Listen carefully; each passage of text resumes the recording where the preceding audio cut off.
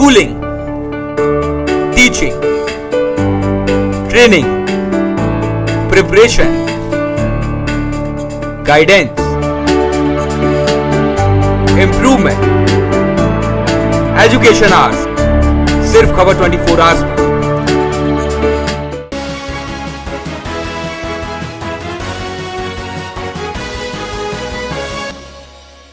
नमस्कार, हल्ला बोल में आप सभी का स्वागत है। मैं हूं आपके साथ रिंकल गुप्ता। 56 दिनों की छुट्टियों के बाद देश लौटे कांग्रेस उपाध्यक्ष राहुल गांधी ने भूमि अधिग्रहण के बहाने रविवार को दिल्ली में किसान रैली को संबोधित किया। रामलीला मैदान में आयोजित इस रैली में पार्टी अध्यक्ष सोनिया गांधी ने भी अपनी बात रखी और पीएम मोदी और बीजेपी सरकार पर जमकर निशाना साधा। अज्ञातवास के बाद देश लौटे कांग्रेस उपाध्यक्ष राहुल गांधी ने भूमि अधिग्रहण के बहाने रविवार को दिल्ली में किसान रैली को संबोधित किया। रामलीला मैदान में आयोजित इस रैली में पार्टी अध्यक्ष सोनिया गांधी ने भी अपनी बात रखी। राहुल ने इस दौरान पीएम नरेंद्र मोदी पर निशाना साधते हुए कहा कि भूमि बिल के जरिए वह कारोबारियों का कर्ज उतार रहे हैं। किसान रैली को राहुल गांधी के री-लॉन्चिंग के तौर पर भी देखा जा रहा है। इस दौरान राहुल गांधी ने कहा, आज किसान और मजदूर घबराए हुए हैं। सरकार उद्योगपतियों के लिए उनकी जमीन छीन रही है। मोदी सरकार ने कारोबारियों से खूब सारा कर्ज लिया है जिसे वह चुका रही है। सरकार की इस नीति से नौजवान नक्सली बनेंगे। राहुल ने बीजेपी सरकार पर भी निशाना साधते हुए कहा कि सरकार की इस नीति से सभी नौजवान नक्सली बनेंगे। पीएम मोदी के विदेश दौरे पर जुबानी प्रहार करते हुए राहुल गांधी ने कहा कि वह विदेशों में जाकर कहते हैं कि 50 साल का कचरा साफ कर रहे हैं। ऐसे बयान प्रधानमंत्री की गरिमा के खिलाफ हैं। उनका मेक इन इंडिया देश के लिए छलावा है जो कभी सफल नहीं होगा। दिल्ली रैली में मोदी के भूमि बिल की सोनिया गांधी ने सियासी जमीन खिसकाई और पूछा कि कभी किसानों को साहूकारों से बचाने वाले कहां गए। सोनिया ने कहा कि कांग्रेस किसानों का हक कभी नहीं छीनने देगी। दूसरी ओर कांग्रेस की किसान रैली को बीजेपी ने सियासत चमकाने की कोशिश करार दिया है। बीजेपी ने कहा है कि किसानों की मुसीबतों से कांग्रेस का कोई लेना देना नहीं है, बस वो अपनी खोई हुई जमीन वापस पाने के लिए हाथ पांव मार रही है। पहला कारण किसान को लग रहा है, मजदूर को लग रहा है कि हिंदुस्तान की सरकार किसान को और मजदूर को भूल चुकी है। किसान को लग रहा है कि हिंदुस्तान की सरकार उद्योगपतियों की सरकार है, किसानों की, मजदूरों की सरकार नहीं है। और दूसरा कारण, जो बात हर किसान के दिल में है, जो हम बिल लाए थे 2013 में, जब हम बिल लाए थे, उस बिल को जो बीजेपी बदलना चाह रही है, उससे भी आपको डर लग रहा है। किसान हिंदुस्तान को शक्ति देता है। आईटी से पहले, उद्योगों से पहले किसान ने नींव रखी थी। हरी क्रांति की और हिंदुस्तान को भोजन दिया। आज जब किसान सोता है, उसे यह नहीं मालूम कि कल क्या होने वाला है। उसे अपनी जमीन के बारे में नहीं मालूम कब उसकी जमीन उससे छीन ली जाएगी। मोदी जी गए, विदेश में गए, हिंदुस्तान के प्रधानमंत्री हैं, और उन्होंने कहा कि 50 साल का कचरा मैं साफ कर रहा हूं। मोदी जी हिंदुस्तान के प्रधानमंत्री हैं। मुझे यह सुनकर काफी दुख हुआ। सबसे पहले उनको हिंदुस्तान के लोगों की शक्ति नहीं समझ आती। वहीं राहुल गांधी की दिल्ली के रामलीला मैदान में हुई रैली, जिसके लिए कांग्रेस के नेताओं ने राहुल गांधी की रैली को सफल बनाने के लिए सारी ताकत झोंक दी थी। वहीं सोनिया गांधी ने भी इस रैली के दौरान बीजेपी को जमकर कोसा और किसानों के मत को आगे रखकर कहा कि हम किसानों का समर्थन आगे भी करते रहेंगे। रामलीला मैदान में रैली के दौरान कांग्रेस अध्यक्ष सोनिया गांधी ने केंद्र सरकार के लैंड बिल के खिलाफ जमकर हमला बोला। सोनिया ने किसानों से कहा कि मोदी सरकार आपको अपनी जमीन से दूर रखना चाहती है। किसान की फसलें बर्बाद हो गई हैं, लेकिन केंद्र सरकार की राहत ना के बराबर है। सोनिया ने कहा कि केंद्र सरकार की राहत जख्मों पर नमक छिड़कने जैसी है। उन्होंने कहा कि मोदी के सभी वादे खोखले हैं। किसानों को गुमराह कर उनकी जमीन छीनी जा रही है और ये बिल उद्योगपतियों को फायदा पहुंचाने के लिए है और किसानों के खिलाफ एक साजिश भी रची जा रही है। सोनिया ने यह भी कहा कि नए कानून से आदिवासियों को भी काफी नुकसान हो रहा है। उन्होंने कहा कि सरकार की कथनी और करनी में भी अंतर है। आज किसानों की हालत बेहद खराब है। मोदी सरकार के 11 महीने के शासन में देश के किसानों और मजदूर तबाह हो गए हैं। सोनिया ने यह भी कहा कि जिन लोगों के साथ अन्याय हुआ है उनका हम हमेशा साथ देंगे। बड़ा है, हम सबका संकल्प मजबूत हुआ है। हम आज यहाँ इसलिए जुटे हैं ताकि हम प्रधानमंत्री और उनकी सरकार को पूरी ताकत से यह संदेश दे कि अब बहुत हो चुका है। किसानों, खेत मजदूर और गरीबों के हितों की इतनी बेदर्दी के साथ हम नजरअंदाज नहीं होने देंगे। मोदी सरकार ने जहां एमएसपी को ना के बराबर बढ़ाया है, वही बोनस की परंपरा इनके निर्देश पर राज्य सरकारों ने समाप्त कर दिया। मोदी सरकार के बेरुखी तो देखिए, एक तरफ बेमौसम बारिश और ओलावृष्टि से किसानों को बेहद नुकसान हुआ। किसान कर्ज से दबे हुए दिन ब दिन आत्महत्याएं बढ़ती जा रही है और सरकार, मोदी सरकार की तरफ से जो राहत की घोषणाएं की जा रही है वह ना के बराबर है। आपने बड़े पैमाने पर उस कानून में बदलाव किए हैं जो किसानों के हितों के खिलाफ है। भाजपा का ये दावा है कि मोदी सरकार जो बदलाव ला रही है उससे ग्रामीण विकास, सिंचाई, देश की सुरक्षा, विद्युतीकरण, ज्यादा रोजगार और ज्यादा मुआवजा किसानों को मिलेगा। मैं उनसे पूछना चाहती हूं कि क्या 2013 के कानून में ये सारे प्रावधान नहीं है? हमारी खास पेशकश में अभी के लिए वक्त हो चला है एक छोटे से ब्रेक का, कहीं मत जाइएगा।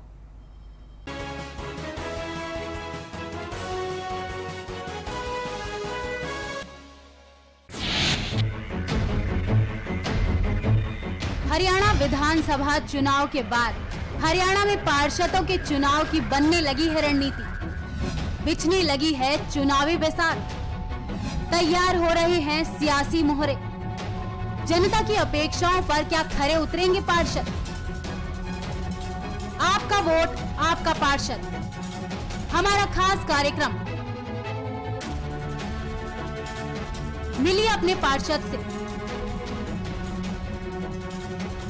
सिर्फ खबर 24 आवर्स पर।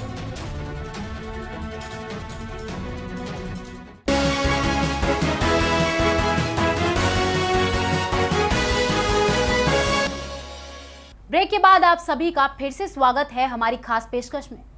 रामलीला मैदान में कांग्रेस की ओर से बीजेपी पर किए गए हमले का बीजेपी ने भी करारा जवाब दिया। रैली के तुरंत बाद प्रेस कॉन्फ्रेंस कर रविशंकर प्रसाद ने कहा कि कांग्रेस सफेद झूठ बोल रही है। वहीं मोदी ने भी एक वार्ता के दौरान कहा कि ना कांग्रेस अच्छा सुनना चाहती है और ना ही अच्छा बोलना चाहती है और ना ही अच्छा देखना चाहती है। दिल्ली की किसान रैली में राहुल गांधी के प्रधानमंत्री नरेंद्र मोदी पर निशाना साधने के बाद बीजेपी ने कांग्रेस उपाध्यक्ष पर जवाबी हमला बोला है। बीजेपी नेता रविशंकर ने सवाल भी उठाया है कि कांग्रेस राहुल को कितनी बार लॉन्च और रीलॉन्च करेगी। दरअसल किसान रैली को राहुल की रीलॉन्चिंग के तौर पर देखा जा रहा है।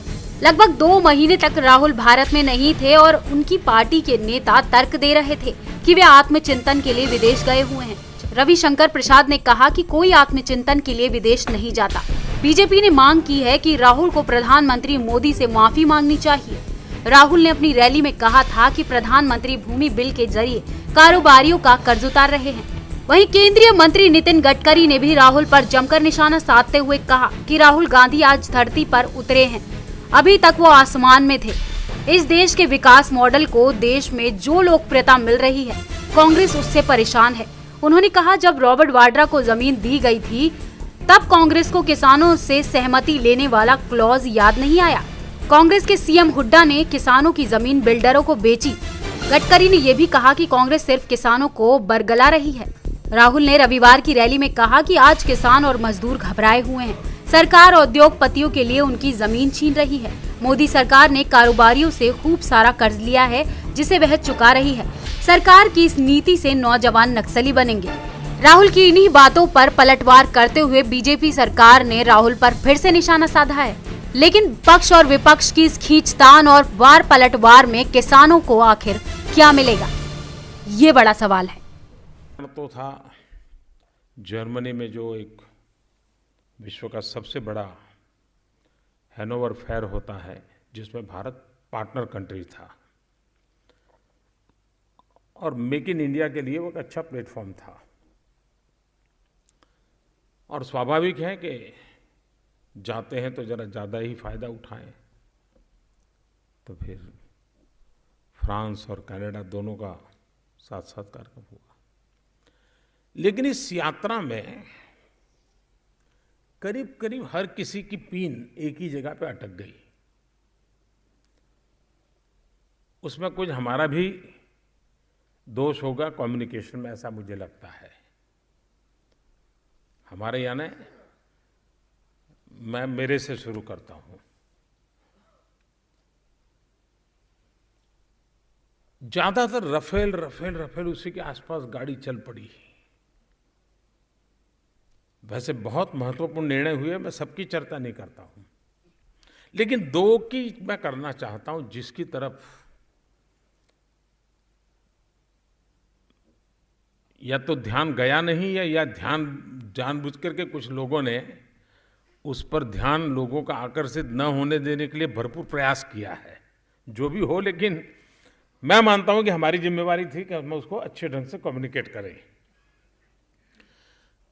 हमारे देश में सब सरकारों ने, ये जरूरी नहीं कि मोदी सरकार को ही उल्लेख किया जाए, सब सरकारों ने लगातार ये कोशिश की है कि सिविल न्यूक्लियर के क्षेत्र में ब्रेक थ्रू हो।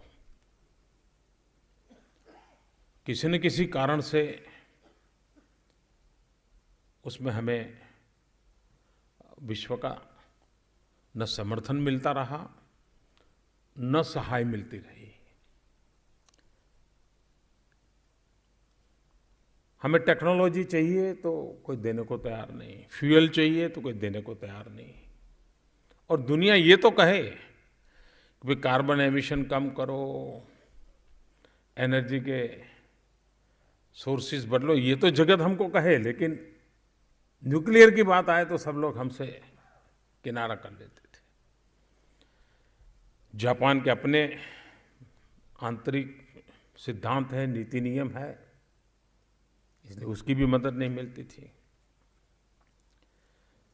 भारत को सिविल न्यूक्लियर के लिए रिएक्टर की जरूरत है, मैं रिएक्टर मिलता नहीं, कोई देता नहीं। इतने सालों, और सब सरकार ने प्रयास किया, ऐसा नहीं किसी ने प्रयास नहीं किया। मैं किसी की आलोचना नहीं करता हूं। पहली बार एक बहुत बड़ा निर्णय हुआ है, और वो मेक इन इंडिया की दृष्टि से भी बहुत बड़ा निर्णय है। फ्रांस रिएक्टर टेक्नोलॉजी देने के लिए सहमत हुआ है इस यात्रा में, और एल&टी और फ्रांस की कंपनी अरेवा मिलकर के भारत में न्यूक्लियर के लिए रिएक्टर का निर्माण करेंगे। ये काम जब पूरा होगा तो आप कल्पना कर सकते हैं हम कहां पर होंगे। ये बात किसी न किसी रूप में कम्युनिकेट नहीं हो पाई, या कुछ लोगों के एजेंडा में फिट नहीं होती थी तो उसको साइड ट्रैक किया होगा, जो भी हो। लेकिन ये एक बहुत बड़ा, मैं मानता हूं कि काम हुआ है। दूसरा, कनाडा में महत्वपूर्ण काम हुआ है 5 साल के लिए यूरेनियम सप्लाई करने का। ये चीजें हैं जिसमें दुनिया में बहुत बड़ी सेंसिटिविटी है। ये निर्णय करने के लिए देने वाले देश को भी बहुत बड़ी हिम्मत रखनी पड़ती है, उसको भी अंतर्राष्ट्रीय दबावों के बीच फैसला करना पड़ता है। लेकिन भारत की एक विश्वसनीयता बढ़ी है, उसका परिणाम है कि आज इन चीजों में सफलता मिल रही है। और मैं समझता हूं कि आने वाले दिनों में भारत की विकास यात्रा में इसका एक बहुत बड़ा प्रभाव होने वाला है। स्पेस में हमने जिस प्रकार से अपनी एक जगह बनाई है, एटॉमिक एनर्जी में हम लोग जिस प्रकार से दुनिया के एटॉमिक एनर्जी वर्ल्ड जो है उसमें अपने स्थान अनुभव करते हैं, न्यूक्लियर क्षेत्र में हम आश्रित रहे, हमेशा कभी कभी निराश्रित रहे।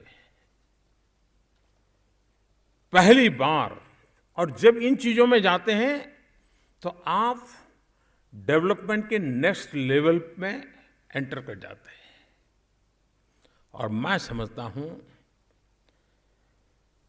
खैर स्किल डेवलपमेंट वगैरह कई ऐसे महत्वपूर्ण निर्णय हुए हैं जिसकी संसद में जब सुषमा जी बात करेगी तो आपके पास डिटेल मिलेगी, तो मैं इसकी अभी चर्चा नहीं करता हूं। एक और काम अभी भी मैं बताता हूं, हम मन से, स्वभाव से, संस्कार से सत्ता से जुड़ नहीं पाते हैं। मैं इसे वैसे बुरा नहीं मानता हूं। हम वो लोग हैं जिनको सत्ता से जुड़ते नहीं है, इसका कारण होता है, इसका परिणाम ये भी होता है कि सत्ता का नशा में चढ़ता नहीं है। जाने अनजाने में भी हमारे डीएनए में हम विपक्ष में रहे हैं तो वो ज्यादा रहता है, और परिणाम स्वरूप अच्छी अच्छी बातों का भी जो इको इफेक्ट होना चाहिए, और इसमें मीडिया को दोष देने की जरूरत नहीं है जी। अच्छी चीजों का इको इफेक्ट होना चाहिए, वो हमारा छूट जाता है। क्यों छूट जाता है? वो मूल प्रकृति है। मैं एक छोटी घटना बताता हूं,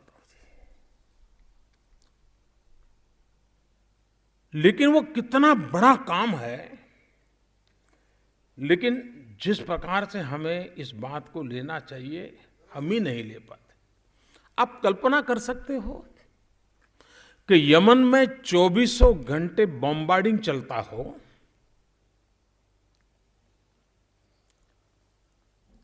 मरने मारने पर तुली हुई हो दुनिया,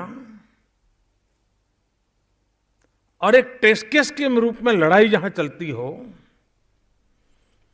जहां पर दुनिया के अलग अलग देशों से बातचीत करके उनकी मदद लेकर के हर दिन 2-2 घंटे बॉम्बार्डिंग रुकवाना, और उस 2 घंटे के समय जितने भारतीयों को अंदर से निकाल सके निकाल लेना। रामलीला मैदान में हुई राहुल गांधी की रैली में हजारों किसानों ने शिरकत की। अलग अलग राज्यों से यहां पर किसान मौजूद रहे, और इस दौरान राहुल गांधी, सोनिया गांधी और मनमोहन सिंह ने बीजेपी सरकार पर जमकर वार किया। इसके बाद पलटवार करते हुए बीजेपी ने भी तंज कसा। लेकिन इन दोनों की आपस के आरोप प्रत्यारोप और लड़ाई के बीच किसानों की लड़ाई कौन लड़ रहा है, ये बड़ा सवाल है और सोचने वाली बात भी है। अभी के लिए इस खास पेशकश में इतना ही। बाकी तमाम खबरों से जुड़े रहने के लिए देखते रहें खबर 24 आवर्स।